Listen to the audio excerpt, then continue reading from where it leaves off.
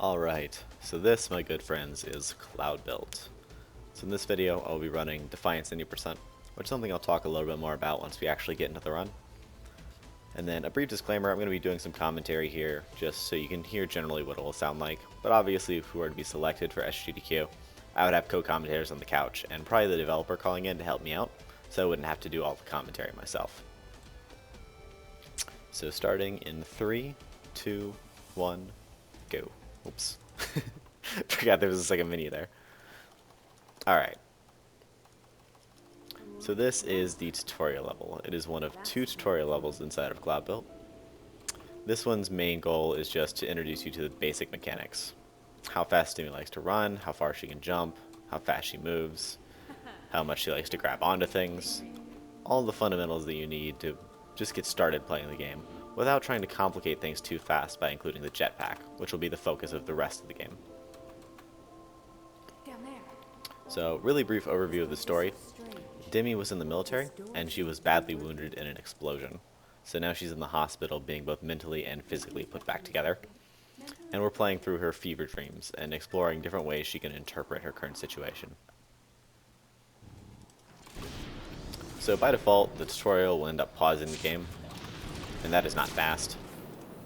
So I will be turning that off. So here you're getting your first look at the jetpack. The jetpack has 2 abilities, horizontal dash and a vertical jump. Horizontal dash costs 25 energy, and the vertical jump costs 33, out of a total of 100. However, these 2 abilities can be comboed together for the creatively named dash jump combo that costs 44 energy. And it's that combo that is going to be the focus of most of the skips I'm going to do throughout the game. Because it is by far the most efficient way to get a lot of distance. So at the end of every level, it'll drop you into a little score screen, it'll break down your time, give you a ranking based on how fast you went, and then from there you can access your global leaderboards and things like that.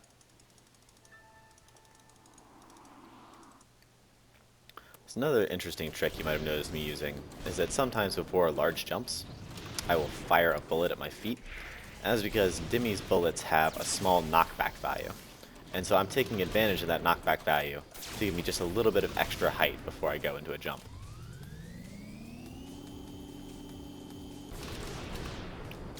And so that little trick I used there is called the free boost.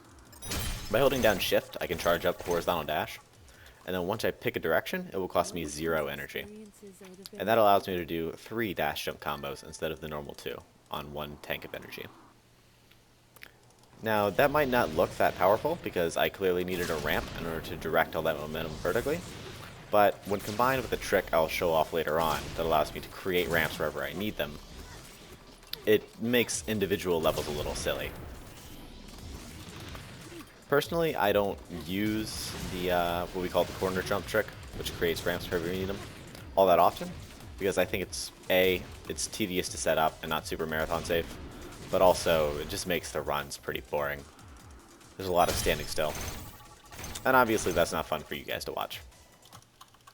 We never had a chance to succeed. Plus, these routes aren't too much slower. So this here is one of my favorite levels of the original 22. Mainly because there are these enemies in the game called keepers. They're these little disc-shaped enemies, and they're just supposed to keep you out of places. And they're always awful at their job. So I'm just going to land right on top of that one and use him to skip 3/4 of the level at least. To this day, the developers are kicking themselves for not making his hitbox round.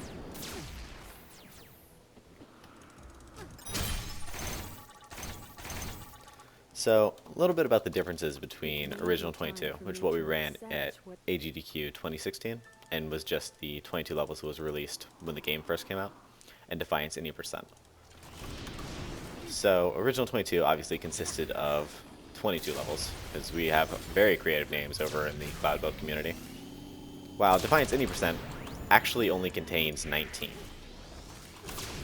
And that is because we only have to play 14 of the original 22 levels to unlock the 5 Defiance levels. So you won't see me go to the end of any of these 4 branches. Instead, I'll play 2 levels in each. in order to unlock 4 of the Defiance levels, and I'll have to beat those 4 to unlock the 5th one. Now these levels unlock in pairs, so even though I've already finished all the levels I need to in the Night Branch, I don't have one of my levels unlocked yet. So I have to play my 2 levels in the Day Branch, and I'll get 2 at a time. Now at the moment, I think I'm planning to do all of the easy levels first, and then I'll do all the Defiance levels all at once. That way you can get a feel for just how much the difficulty ramps up. There we go. Good general rule of thumb whenever routing a level for Cloudbuilt is if there's a ramp anywhere on the level, you just want to get there as fast as possible. Because using that free boost trick, ramps are incredibly powerful, and they can get you a lot of distance very quickly. My way through another mission in the cloud. So this is my last level in Day Branch that I need, and then I've got 6 levels after this before I'll start getting into the Defiance. So this level is interesting because it's very densely packed. There isn't a lot of verticality or horizontal distance to cover in this level, so you can very easily cut between corners instead of going the intended routes, which is what makes this level so short. I think it might be like the 3rd shortest level in the game, simply because if you don't go the intended routes, you can cut a lot of corners and make it to the end very quickly. Since I first left this room and handed over Alright. So this is another level that follows the principle of if there's a ramp, get there quickly. Also, one quick note, if you notice me standing still for a decent period of time, that's because after standing still for, I think it's like half a second, your energy will generate very quickly. And obviously that's nice for when I need full energy for a jump.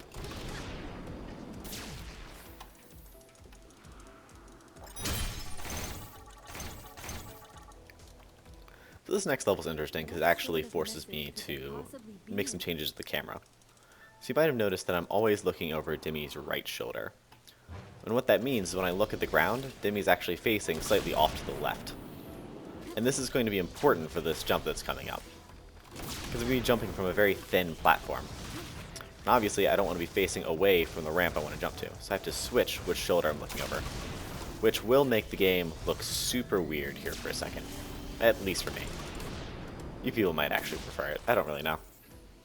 I've seen a couple of videos of people playing with the camera over their left shoulder, and I actually just can't watch it. It looks bizarre to me. I think I can put my finger now on what And Cloudbuilt's actually nice enough to switch back the camera perspective at the start of the next level, which is honestly really nice.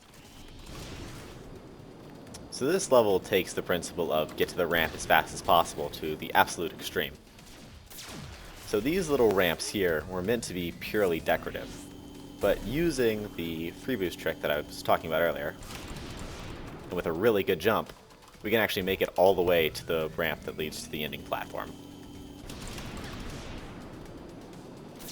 making that one of the shortest levels in the game. I think it can be completed in something silly like 16 seconds. my appreciation for these ruins among the clouds. This is another level, like the one I was talking about earlier, that's just very densely packed. So the route on this level is insanely short. I believe this is another level that can be completed in sub 20 seconds. It's just because there isn't a lot of vertical movement that needs to be done.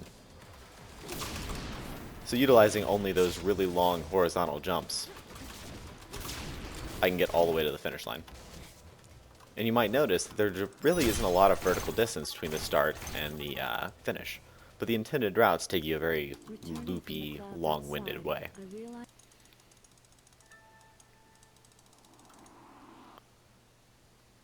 So this level helps us explore how Cloudbuilt likes to interpret ramps. So even though most of my momentum is going to be moving parallel to this ramp, it's still going to give me a massive height boost. In fact, just enough to make it to this platform, which, even though I'm standing at the very, very edge of this ramp, will still give me the full height boost as if it was a full ramp.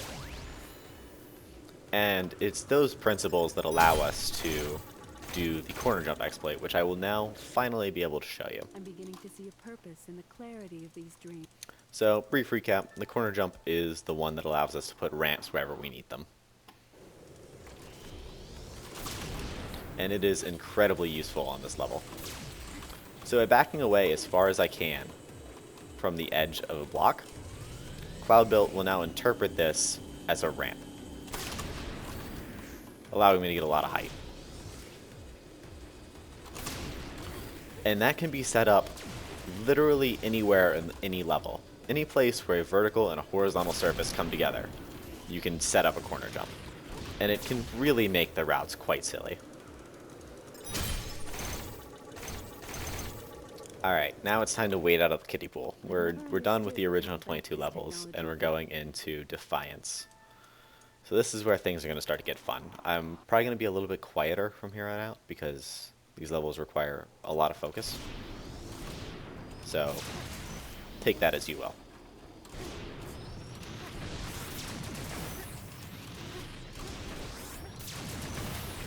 So one thing that's interesting about the Defiance levels is that you might have noticed the checkpoints in earlier levels, the yellow glowy things. And so when you die, you would obviously restart there. The Defiance levels have no checkpoints. You have placeable checkpoints that you can put down at any point, but those are very limited. And especially... Ooh, 1 second. Yep. Especially when speedrunning. Because collecting those additional placeable checkpoints takes time, and I do not have time. So I will generally be playing only with the checkpoints that are either very easy to pick up, or sometimes I complete entire levels using only the one that's given to me at the start. Like this one.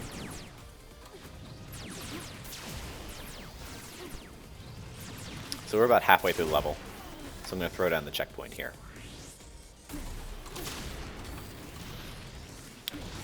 So from here on out, if I die before the end of the level, I have to restart there, because I will not be picking up another checkpoint.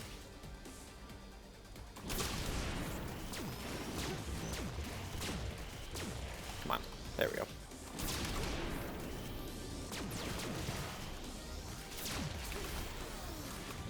Alright, so we're through all the stuff that's treacherous. Now we just have to be a little bit careful on this final bit of platforming. Also, I'm playing the Defiance levels in order of difficulty, so this is by far the easiest. Easy peasy. Minute 45. Now if you compare that to, I think the longest level I played before that was maybe 40 seconds. So these Defiance levels are no joke.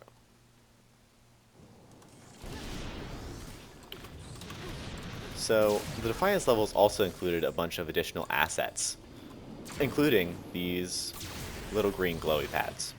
Now those pads will just give you a bunch of momentum in a given direction, but what they also do is they amplify all of your jetpack's abilities. So by doing a vertical jump, that worked out for me. So by doing a vertical jump, right when I hit that pad, I got a lot more vertical height than I otherwise would. I cannot believe that bomb actually worked out for me. Yeah, no, sorry.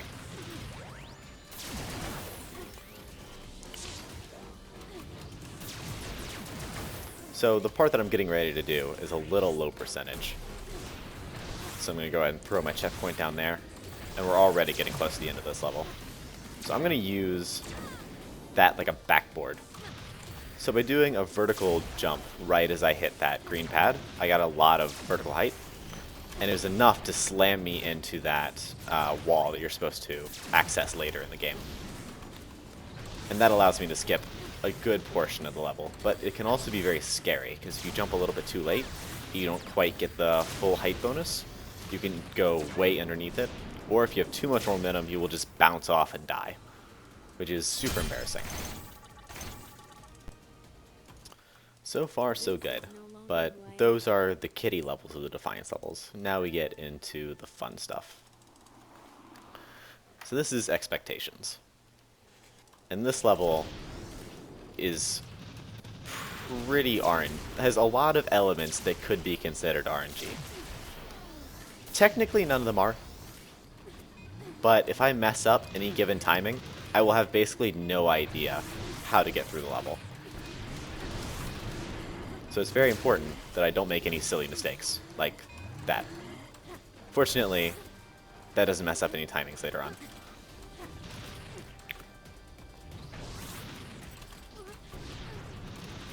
So another interesting feature they added were these energy walls. So those red ones back there will actually sap my energy while I stand on them, and these yellow ones allow me to wall run without actually costing any energy. And this was the developer's way of doing a couple things. One, it allows them to create much longer wall running sections and platforming sections without needing to provide you with a bunch of energy pickups and such. Also, it keeps our speedrunners from doing silly things with all that extra energy that they clearly don't need. So this jump here is interesting. I'm going to be doing a charge shot jump from here. And I'm also going to be using the charge shot as a break, by firing underneath me just before I hit the ground. If I mess that up, I actually just straight up die of fall damage. So it's that knockback value on the charge shot is very important to a lot of these routes.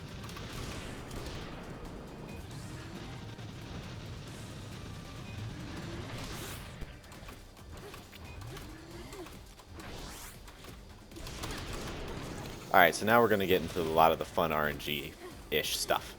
So these are called the bomb ramps, and they were the biggest mistake I've ever made in the QA process ever. So remember Gafgar, the developer, being like, hey, you don't think the bomb ramps are too RNG, do you? Like, they don't feel unfair? And somehow I managed to get through this stuff, like, perfectly fine the first 2 times I played them. So obviously I was like, no, of course they're not. They're totally fine. Don't worry about it. But I was wrong. And I might have made it look relatively easy. That's because I've played that section probably at least 1,000 times.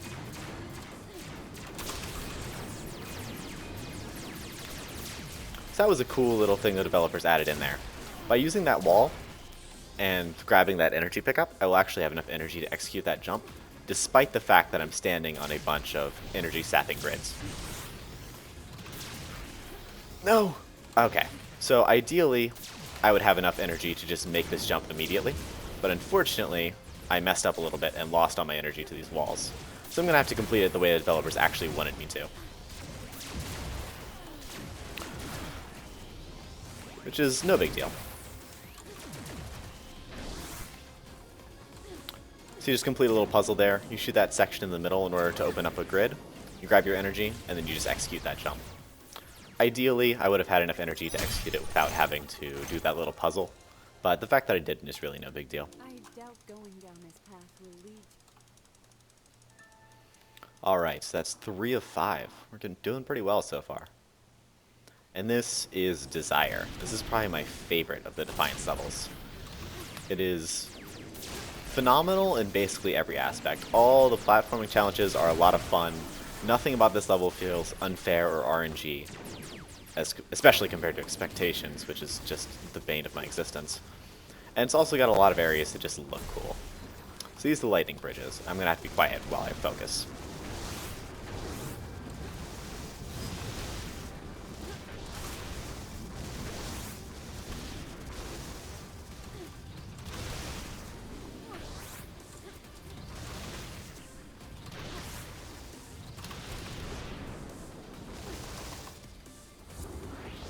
Alright, and there's an enemy right up here that I need to kill before he sees me. Perfect.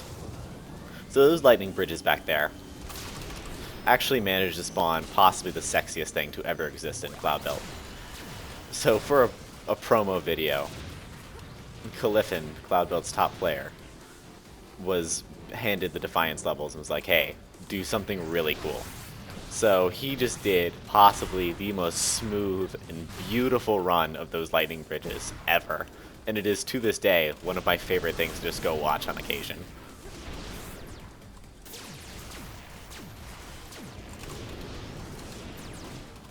Have to really quickly dispatch these turrets, kill the drone that's following me, and then we should be good to go.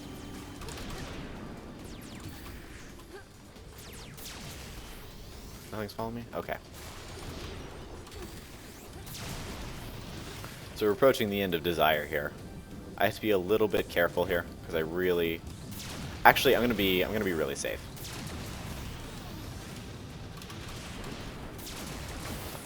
destroy this drone turret in order to grab that checkpoint over there. Then I'm going to place it a little bit later on in the level.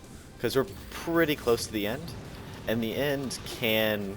Well, the end is a lot of fun, and I'm pretty consistent at it. It can, on occasion, make me do silly things.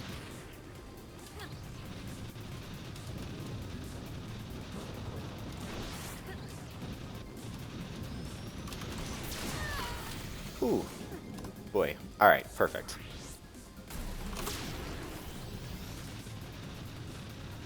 See, it's challenges like this that I just find so much fun.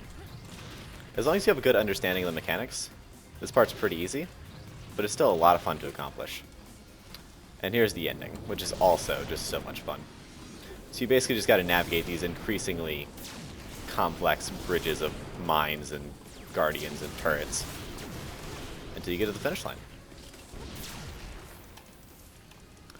And that is 4 of the 5 Defiance levels. So this unlocks Chains. And while everything else in this game could pretty much be described as a dead sprint, Chains is more of a marathon. Even to this point, the longest time I've spent on a level was Expectations with 3 minutes. And that was only over 3 minutes because I made that mistake at the end. Otherwise it would be closer to like maybe 2:45. A really good Chains run in a marathon is probably around 4 minutes to 4:15. It is by far, in a way, the longest level in Cloudbuilt. Nothing even compares. And while no particular part of it is insanely difficult, everything is very hard. And since there are so many sections, you have to be very skilled in order to complete this level. In fact, there are achievements just for... I think there's an achievement just for completing this level. Ooh. So, I never really explained what those green orbs do, but you just got an example. The green orbs basically just knock you with a lot of force in a given direction. So like that was knock you straight down. There's no visual indication of where they'll hit you. You just gotta run into them to find out. So here I'll be throwing down my first of my 2 checkpoints that I've picked up. And one thing you'll notice with Chains is that I actually go out of my way to pick up checkpoints at times. Also, I think the music in this level is really good. Jacob Link is the composer for Cloudbuilt, and his music is god tier. Like, seriously, every single part of the Cloudbuilt soundtrack is amazing. I believe he just did the soundtrack to Move or Die. Anyway, I'm rambling. So here I'm going to use the green pad's enhanced abilities to my advantage again, in order to grab onto this. Oh, I missed. Doesn't matter. That fall damage won't be super relevant because I'm getting ready to place a checkpoint anyways. Yeah, we'll throw it down here.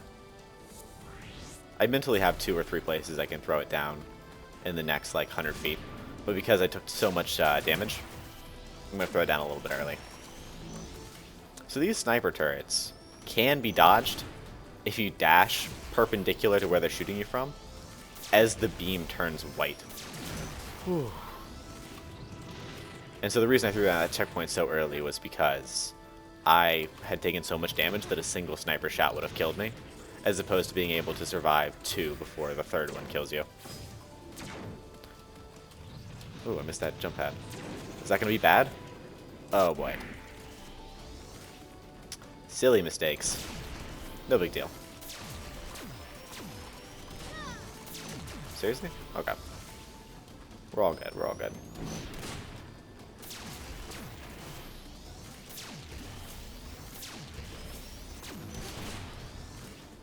Come on.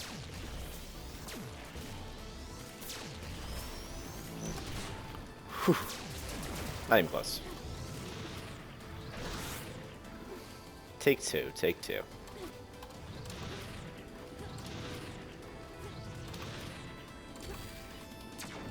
So now it's very important that I hit this. That way I have the energy to make it all the way onto the free wall run walls. It's also pretty important that I don't actually hit those green things, because while they're very good on individual level runs to give you a lot of momentum, they can also be very unpredictable. And unpredictability is the last thing that I need. Ooh boy, that was unfortunate. But you know, things like that happen on chains. We made a couple silly mistakes, but overall this run is still being very solid.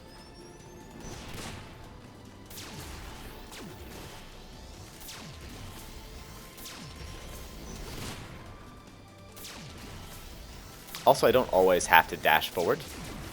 When I press shift, I can pick any direction, and I will dash in that direction. So like you might have noticed there that I ended up dashing backwards. Simply because dashing forwards would have changed the angle that I was shooting at the that green wall there, trying to take out the generator. And I didn't want to have to deal with that. Alright, we've got it this time.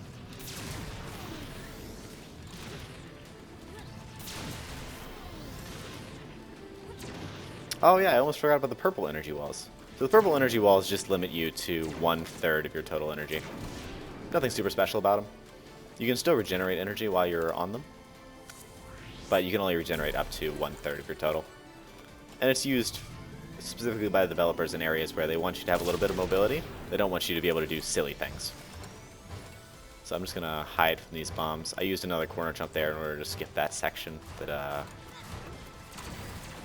That section's pretty challenging, and I just am not going to deal with it. It's way faster to skip it. It's also just makes the level way easier. And so here, I'm getting ready to use a skip that the developers kind of thought they'd patched out.